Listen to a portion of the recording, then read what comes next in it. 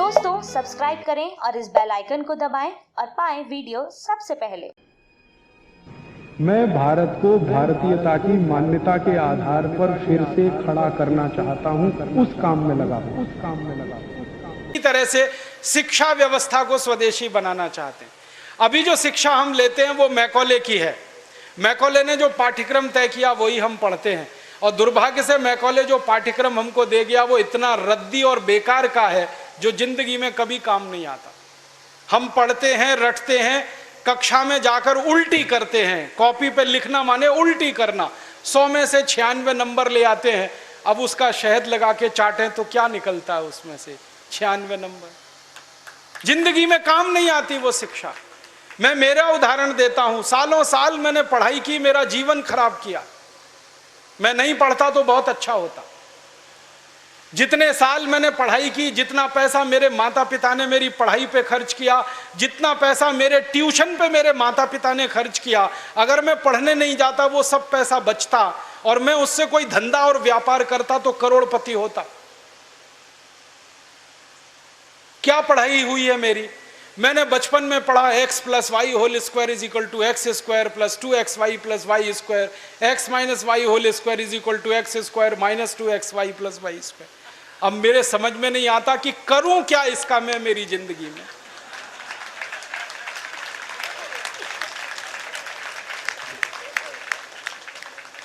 मेरे गणित के प्रोफेसर ने मुझको पढ़ाया, मैंने रटा, रट रट के दिमाग खराब किया, घंटों घंटों बर्बाद किए, किलो किलो कागज मैंने लिख लिख के खराब किए, और वो मेरी जिंदगी में आज तक काम नहीं आया। x + y होल स्क्वायर क्या करूं मुझे मालूम ही नहीं। मेरे गणित के प्रोफेसर को एक दिन मैंने कहा कि आपने मुझे ये क्यों पढ़ाया x + y होल स्क्वायर, मेरी जिंदगी में तो काम नहीं आया। तो मेरे गणित के प्रोफेसर कहते हैं, यार काम तो मेरे भी नहीं आया, मुझको किसी ने पढ़ाया, मैंने तुमको पढ़ाया। ये भेड़िया धसान क्यों चला रहे हो इस देश में? जो काम नहीं आता वो क्यों पढ़ा रहे हो इस देश के बच्चों को? बचपन में मुझे पढ़ाया गया अमेरिका का पहला राष्ट्रपति कौन, क्या करूं इसका? मान लीजिए मुझे मालूम है अमेरिका का पहला राष्ट्रपति जॉर्ज वॉशिंगटन, करूं क्या? मालूम है मुझे, क्या करूं इसका? मैं सब्जी खरीदने जाता हूं बाजार में, सब्जी वाले को कहता हूं देखो मुझको मालूम है अमेरिका का पहला राष्ट्रपति जॉर्ज वॉशिंगटन था, वो सब्जी देगा क्या मुझे? फालतू में रटा रटा के मेरा दिमाग खराब कर दिया। अमेरिका का पहला राष्ट्रपति कौन? और मुझे इतना दुख होता है, तकलीफ होती है कि कोई मुझे ये पूछना शुरू करे कि तुम्हारे परिवार का पहला राष्ट्रपति कौन? मुझे नहीं मालूम। मेरे परिवार के राष्ट्रपति से मतलब मेरे दादा, दादा के दादा, दादा के दादा, दादा, कहीं से हमारा कुल शुरू हुआ ना, तो मेरे कुल का पति माने मेरा पहला पिता, वो कौन? नहीं मालूम। और अमेरिका का पहला राष्ट्रपति मालूम है। और मुझे तो इतना दुख होता है कि अमेरिका का पहला ही राष्ट्रपति नहीं मालूम, 250 राष्ट्रपति मालूम है मुझे उनके, और मेरे कुल के 2.5 आदमी के नाम नहीं मालूम मुझे। मेरे पिताजी का नाम मालूम है, उनके पिताजी का, उसके आगे बढ़ता हूं तो सब ब्लैंक हो जाता है, याद ही नहीं मुझे। क्या करना है ऐसी शिक्षा से? काम की क्या है ये? बचपन में मुझको पढ़ाया कनाडा का क्लाइमेट कैसा, कनाडा का, भारत का नहीं, कनाडा का। कनाडा की जलवायु क्या है, क्या करूं उसका कनाडा की जलवायु का? मैं तो कभी कनाडा जाने वाला नहीं, कनाडा मेरे घर में कभी आने वाला नहीं, उसकी जलवायु पढ़ के करना क्या है? मैं शिवपुरी में रहता हूं, मैं भोपाल में, ग्वालियर में रहता हूं, मुझे शिवपुरी की जलवायु मालूम है तो कुछ काम आने वाली है। कनाडा की जलवायु क्या काम आने वाली है? कभी जिंदगी में मौका मिला कनाडा जाने का, जिसका कोई दूर दूर तक संभावना नहीं है, तब जाके वो बात कभी काम आएगी। उसके लिए रट रट के, पढ़ पढ़ के दिमाग खराब कर दिया घंटों घंटों। ऐसा फालतू इतिहास पढ़ाया। अकबर बड़ा महान था, होगा, मैं क्या करूं? अकबर महान था, ठीक है, मैं क्या करूं उसका? मेरी जिंदगी में उससे क्या फायदा होने वाला है अकबर की महानता से? मतलब मैं कहना यह चाहता हूं कि जो ज्ञान हम ले रहे हैं हमारी शिक्षा में, वो जिंदगी में कभी काम नहीं आता। आप ईमानदारी से अपने बारे में एक दिन ये करना, मेरी बात है इसलिए नहीं, आपने जो जो पढ़ा है अपनी जिंदगी में याद करो, उसमें से कितना आपके काम आया। शायद आप 100 का नंबर निकालेंगे तो 5 भी काम नहीं आया, 5% भी काम नहीं आया। जो काम नहीं आया पढ़ा क्यों, फिर रटा क्यों उसको? और आप ऐसे सोचो, दूसरा उल्टा सोचो कि हमने जितना पढ़ा वो कितना हमें याद है। याद उतना ही रहेगा जो रोज काम आता है, बाकी कचरे को दिमाग निकाल के ऐसे ही फेंक देता है। जो याद ही नहीं रहे और काम नहीं आए उसको पढ़ना और पढ़ाना क्यों? तो मैंने सोचा कि शिक्षा व्यवस्था बदलना बहुत ज़रूरी है। हमारे बच्चों के ऊपर इतना बोझा हो गया है, इस बोझे ने बच्चों को ख़त्म कर दिया। कभी कभी तो मुझे इतना अफसोस होता है, अखबारों में खबर पढ़ता हूँ 12वीं कक्षा का रिजल्ट आया, इतने बच्चों ने आत्महत्या कर ली। क्यों? फेल हो गए। बच्चे थोड़ी फेल हुए हैं, परीक्षा की पद्धति फेल हुई है हमारी, बच्चे फेल नहीं हुए। बच्चों के बारे में तो सारी दुनिया कहती है कि वो तो कच्ची मिट्टी के घड़े के जैसे हैं, जैसा आप शेप दोगे वैसे हो जाएंगे।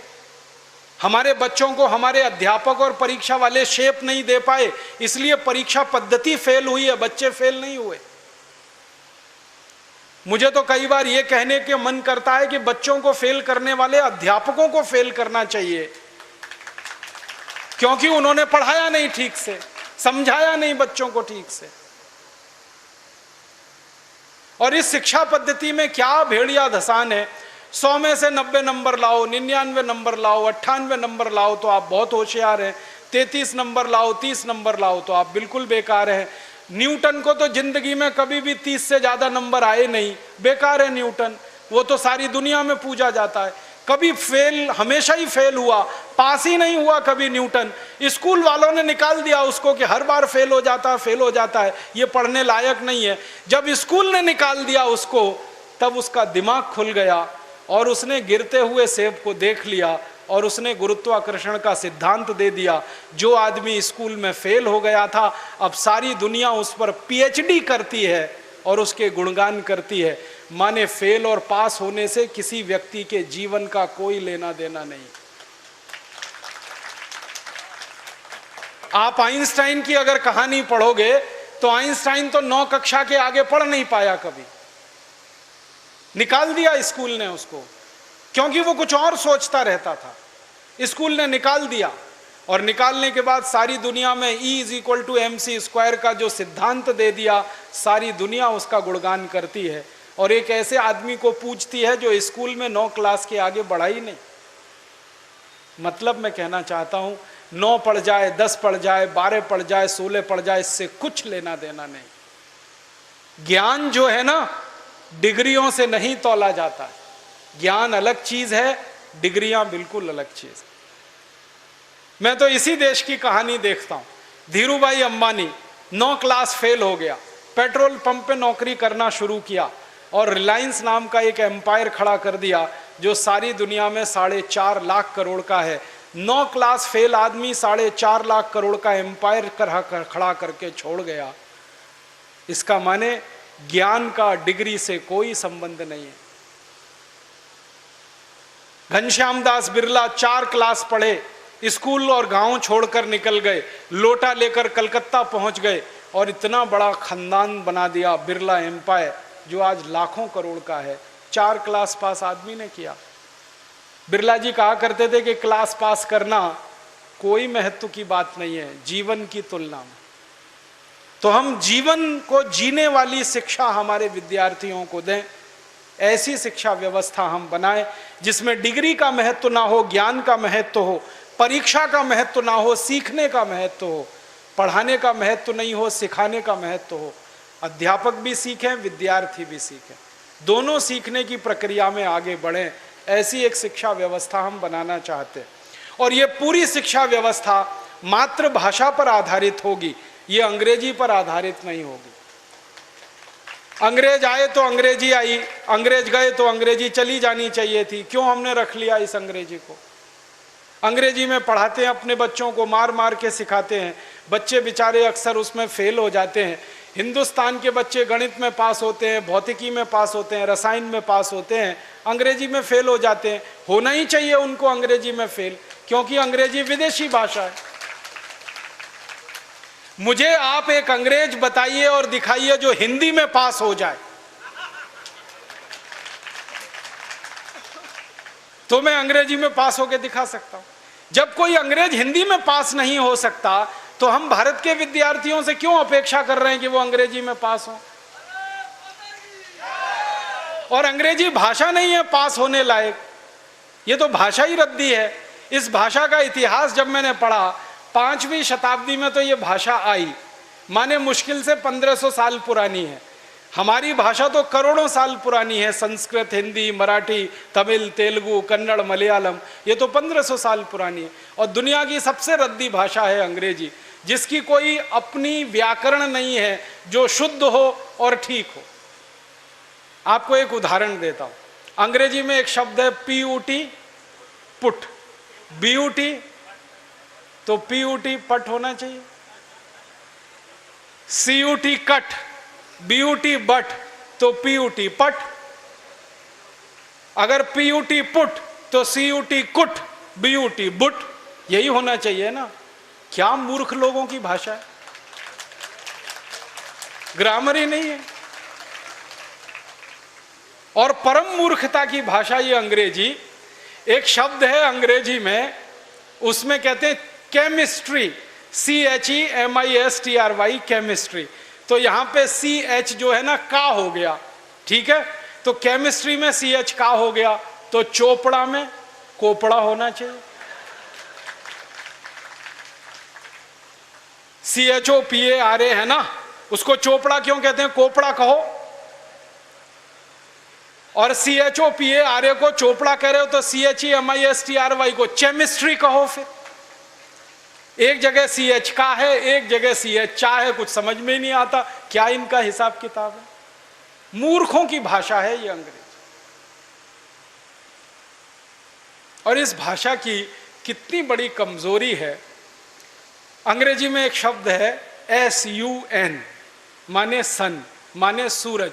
अब किसी भी अंग्रेज माई के लाल को मेरी चुनौती है कि इसका दूसरा शब्द अंग्रेजी में से निकाल के लाए। SUN का पर्यायवाची है ही नहीं, लाएंगे कहां से? पूरी अंग्रेजी में सन का पर्यायवाची नहीं है, माने दूसरा शब्द नहीं है जो सूर्य को बता सके। अब हम संस्कृत की बात करें, सूर्य एक शब्द है। दिनकर, दिवाकर, रवि, भास्कर, मार्तंड, 84 शब्द हैं हमारे पास संस्कृत में। अंग्रेजी में एक ही है।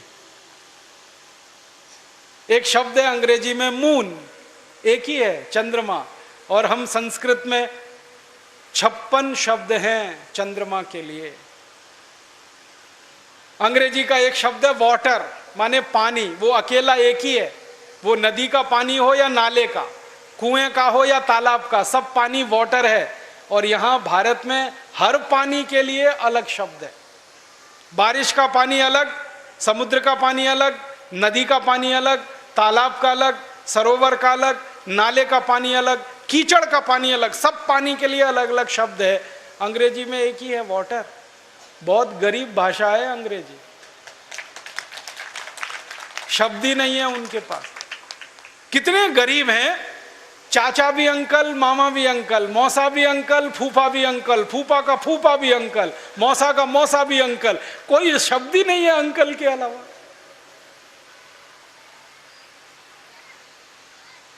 और चाची, मामी, मौसी, सब आंटी, कोई दूसरा ही शब्द नहीं है उनके। हम तो मूर्ख लोग इस अंग्रेजी में फंस गए। अकल नहीं हमारी तो मारी गई है। हमारे देश में जो अंग्रेजी पढ़ गए ना, अकल उन्हीं की मारी गई है। जो नहीं पढ़े वो बहुत होशियार। पता है, मैं कुछ लोगों के घरों में जाता हूं, मैंने जिंदगी में एक नियम बनाया। वो नियम यह है कि होटल में खाना नहीं खाऊंगा, होटल में ठहरूंगा नहीं। तो झक मार के मुझे घरों में ही ठहराना पड़ता है, खाना खिलाना पड़ता है, क्योंकि मैं खाता नहीं, होटल में ठहरता नहीं। तो हर बार नए नए घरों में जाता हूँ खाना खाने, रहने के लिए। तो अंग्रेजी पढ़े लिखे लोगों के घर में भी जाता हूँ, तो वो कैसे मूर्ख दिखाई देते हैं मुझे उसका उदाहरण बताता हूँ। वो ना तो अंग्रेज है ना तो हिंदुस्तानी है, खिचड़ी है बीच की। और वो खिचड़ी कैसी है, किसी के घर में गया तो पिताजी का नाम घर में रामदयाल, माताजी का नाम गायत्री देवी, बेटे का नाम टिंकू। अब मैं यही पूछता हूं कि रामदयाल और गायत्री देवी का टिंकू कहां से आ गया?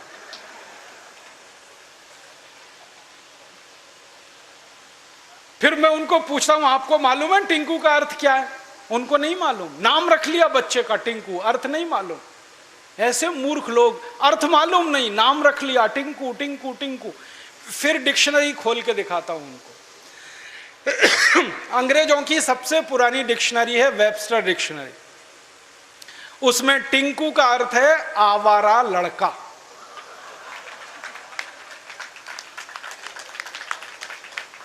जो लड़का बाप की ना सुने, मां की ना सुने, वो टिंकू है। और हम क्या कर रहे हैं, पढ़े लिखे मूर्ख लोग, आज्ञाकारी लड़के को टिंकू टिंकू टिंकू बोल बोल के आवारा बनाने की तैयारी कर। ऐसे अंग्रेजी मूर्खों के घरों में जब मैं जाता हूं तो ऐसे ही नाम मिलते हैं, बबली, डबली, डब्लू, बबलू। क्या मतलब है डब्लू, बबलू, बबली, डबली? डिम्पल, ट्विंकल, कुछ मतलब ही नहीं। कुछ भारत में नाम की कमी हो गई है क्या? और इससे भी बड़ी बड़ी मूर्खताएं मैं देखता हूं। कोई अधकचरे हिंदुस्तानी, माने आधा अंग्रेज आधा हिंदुस्तानी के घर में जाऊं तो इंप्रेशन जमाने के लिए, माने रौब जमाने के लिए अंग्रेजी झाड़ेगा। हाँ, भले गलत सलत, लेकिन झाड़ेगा जरूर, रौब पड़े उसके ऊपर। वो क्या कहेगा, हिंदी में भी बोल सकता है, वो बात नहीं बोलेगा। वो कहेगा, oh Rajiv Dikshit, she is my missus. तो मैं पूछता हूं, really she is your missus? क्योंकि उसको मिसेस का अर्थ नहीं मालूम। मिसेस का अर्थ जानते हैं क्या है? हर देश की अपनी सभ्यता, अपनी संस्कृति होती है, तो उसमें से निकले हुए शब्द की भी अपने इतिहास और संस्कृति की व्यवस्था होती। इंग्लैंड की सभ्यता कैसी है मालूम है? इंग्लैंड की सभ्यता में एक सबसे खराब बात है जो आपको कभी पसंद नहीं आएगी, कि वहां एक स्त्री और एक पुरुष जिंदगी भर साथ कभी भी नहीं रहते, बदलते रहते हैं। जैसे हम कपड़े बदलते हैं ना, वैसे वो एक दूसरे को बदलते रहते हैं। एक पुरुष की 20 स्त्रियां हो सकती हैं, एक स्त्री के 20 पुरुष हो सकते हैं। मेरे कई दोस्त हैं इंग्लैंड और यूरोप में जिनकी 40-40 शादियां हुई हैं, 41वीं करने को तैयार है। ये उनके यहां चलता रहता। इसको उनकी भाषा में कहते हैं एक्स्ट्रा मैरिटल अफेयर्स, पर स्त्री गमन पर पुरुष गमन। तो एक पुरुष कई स्त्रियों से संबंध रखता है, एक स्त्री कई पुरुषों से संबंध रखती है। तो पत्नी को छोड़कर जितनी स्त्रियों से संबंध रखने वाले होते हैं, वो सब मिसेज में जाते हैं। माने मिसेज का अर्थ है धर्म पत्नी को छोड़कर कोई भी महिला जिसके साथ आप बिस्तर में रात को सोएं, वो मिसेज होती है, पत्नी को छोड़कर। अब यहां धर्म पत्नी को मिसेज बनाने में लगे हुए हैं। मूर्खों के मूर्ख पता नहीं कहां से पैदा हो। मिस्टर का मतलब उल्टा है, पति को छोड़कर कोई भी पुरुष जिसके साथ आप रात बिताएं वो मिस्टर होता है। यहां पति को मिस्टर बनाने में लगे हो। छोड़िए इन अंग्रेजी शब्दों को, इनमें कुछ दम नहीं। और एक तो सबसे खराब अंग्रेजी शब्द है, पता नहीं लोग बोलते कैसे हैं उसको, मैडम। आप जानते हैं मैडम कौन होता है यूरोप में? अंग्रेजों की संस्कृति में जहां पर परस्त्री गमन होगा वहां वैश्यावृत्ति होने वाली है कि नहीं? परस्त्री गमन, पर पुरुष गमन, वैश्यावृत्ति चरम पर होगी। तो वैश्याएं जो अपने कोठों को चलाती हैं, अपने वैश्यावृत्ति के काम में लगी हुई वैश्याओं की जो प्रमुख वैश्या होती है उसको मैडम कहते हैं।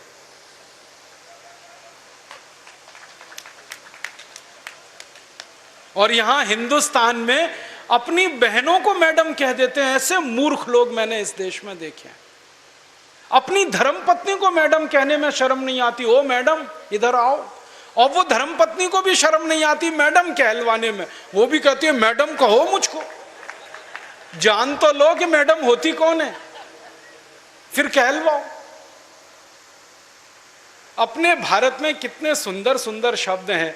श्रीमती, श्री माने लक्ष्मी, मति माने बुद्धि, बुद्धि माने सरस्वती लक्ष्मी, तो जहां सरस्वती लक्ष्मी एक साथ निवास करे वो श्रीमती, उसको हमने मिसेस बना दिया।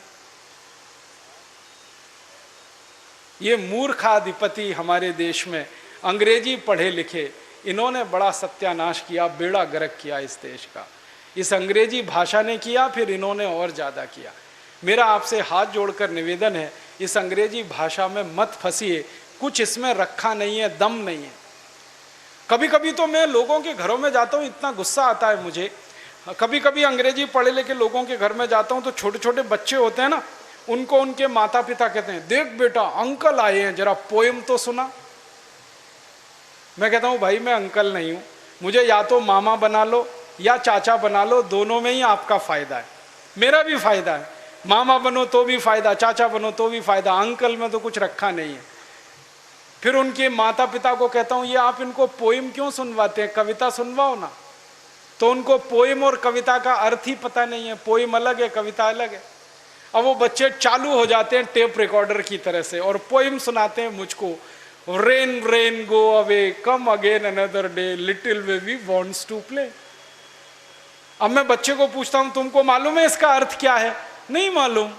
किसने सिखाया? मम्मा ने सिखाया। मम्मा को पूछा, आपको अर्थ मालूम है रेन रेन गो अवे? नहीं मालूम। किसने बताया? टीचर ने बताया। टीचर को पूछो, उनको भी अर्थ नहीं मालूम। तो रटाया क्यों फिर बच्चे को? अर्थ ही नहीं पता। फिर बच्चों को मैं बताता हूं, देखो इसका अर्थ ये है, बारिश बारिश तुम चली जाओ, मत आओ क्योंकि मुझे खेलना है। माने छोटे बच्चे को खेलना है, इसलिए वो बारिश को कह रहा है, बारिश बारिश तुम चली जाओ, यहां मत आओ क्योंकि मुझे खेलना है। अब ये बच्चे कविता गा रहे हैं, बारिश बारिश तुम चली जाओ, यहां मत आओ, मुझे खेलना है, और ये ईश्वर से प्रार्थना के रूप में कविता है। करोड़ों बच्चों ने ये कविता गाई और ईश्वर ने सुन ली तो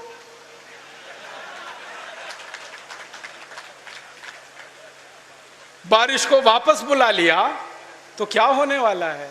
बारिश नहीं होगी। बारिश नहीं होगी तो सूखा पड़ेगा।